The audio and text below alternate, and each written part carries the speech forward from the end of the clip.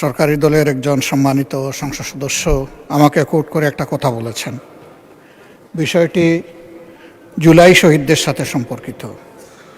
তিনি বলেছেন, শহীদদের সংখ্যা যদি 800+ হয় তাহলে আমি 1200 বাড়িতে গেলাম কীভাবে, ফ্যামিলিতে গেলাম কীভাবে।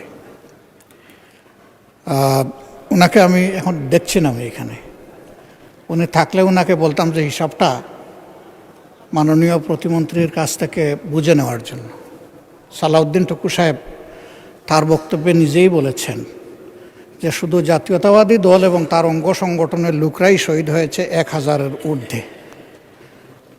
আমি যদি তার কথাটাই সমর্থন করি তাহলে হিসাবে এখান থেকেই তিনি পাবেন, আমার কাছে কষ্ট করে আসতে হবে না। 2 নম্বর, আমি আনঅথেন্টিক কোনো কথা বলিনি। এই ব্যাপারে আমাদের কাছে একটা কমপ্লিট প্রোফাইল আছে। এখানে উপস্থিত অনেকে আমাদের সেই প্রোফাইল পেয়েছে, আমাদের ওয়েবসাইটে অ্যাভেইলেবল।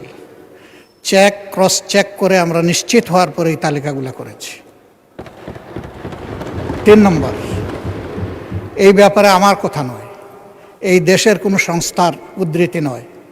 জাতিসংঘের মানবাধিকার ফ্যাক্টস ফাইন্ডিং কমিটি বলেছে এই সংখ্যাটা 1451, তাদের পাওয়া মতো। বিভিন্ন জায়গায় যখন যাই, কিছু মানুষ আসেন, তারা অসহায়ের মতো মুখের দিকে তাকায় থাকেন, এরপরে বলেন আমার বাবাটার কোনো খবর আপনাদের কাছে আছে কিনা।